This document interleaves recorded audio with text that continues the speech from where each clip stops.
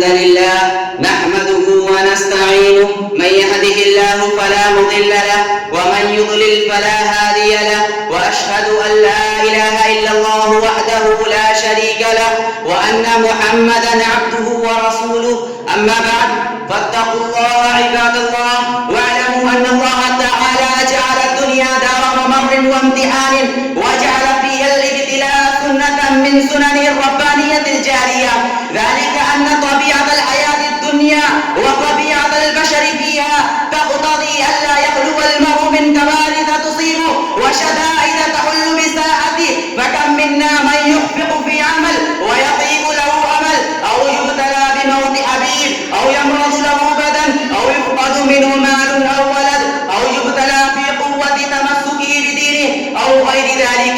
وإذا كان هذا البلاء سنة الله في حياة الناس كافة، فإن أصحاب الرسالات خاصة أشد تعرضا لندبات الحياة الدنيا ومحنها، فإن رسالة الدعوة التي يدعون إليها تحارب من كل اتجاه، فهم ينادون بالحق ويقاومهم من صار الباطل، ويهدون إلى الخير ويعاديهم من صار الشر، ويهدون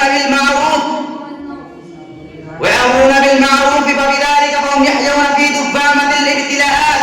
فتلك سنة الله تعالى الذي خلق آدم وإبليس وإبراهيم ونمرود وموسى وفرعون ومحمدا وأبا جهل. قال تعالى: وكذلك جعلنا لكل نبي عدوا من المجرمين. فهذا وشأن الأنبياء وشأن ورثتهم والسائرين على دربهم والداعين بدعوتهم مع الكفار والمنافقين الصادين عن سبيل الله، وما نقموا منهم إلا أن يؤمنوا بالله العزيز الحميد.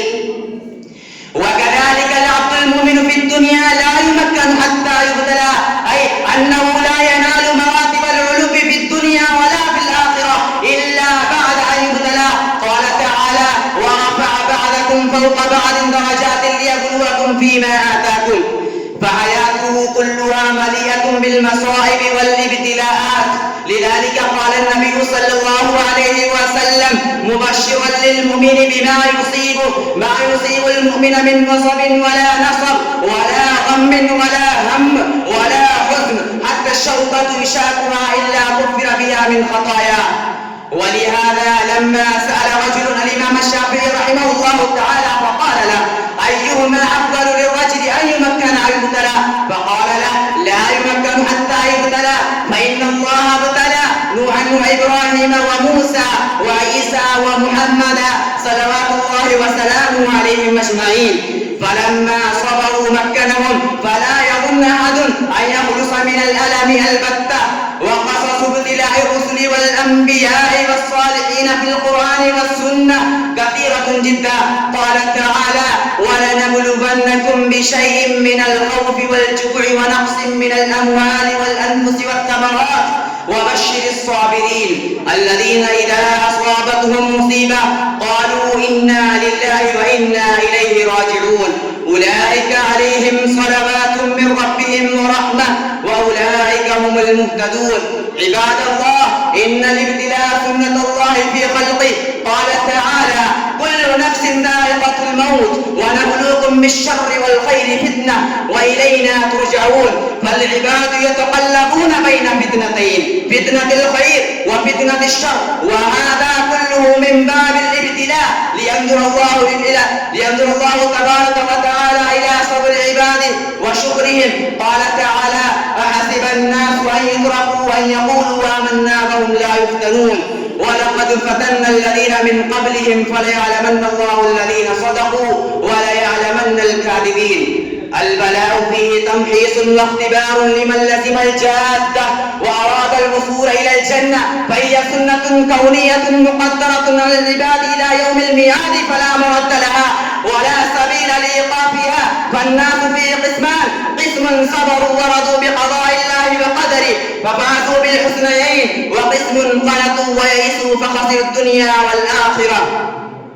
ورد عن النبي صلى الله عليه وسلم أنه قال: عجبا لأمر المؤمن إن أمره كله خير وليس ذلك لأحد إلا للمؤمن.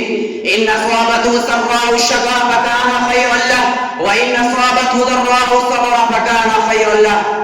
فوصيتي لأهل البلاء أن يتراخوا بالصبر على ما ابتلاه الله به من أمور الدنيا والآخرة، وليعلموا أن الصبر على البلاء مفتاح خير لهم يوصلهم بفضل الله تبارك وتعالى إلى جنته ورضوانه. وليعلم كل مبتلى أن الله قدر البلاء على عباده ليرى منهم التسليم بقضائه وصدق التوجه إليه في رد بلائه، وهذا يحتاج إلى إيمان ويقين، فبدون الإيمان واليقين لا يمكن أن يصبر العبد على ما يعتريه من محن وابتلاءات. أقول قولي هذا وأستغفر الله لي ولكم ولسائر المسلمين فاستغفروه إنه هو الغفور الرحيم.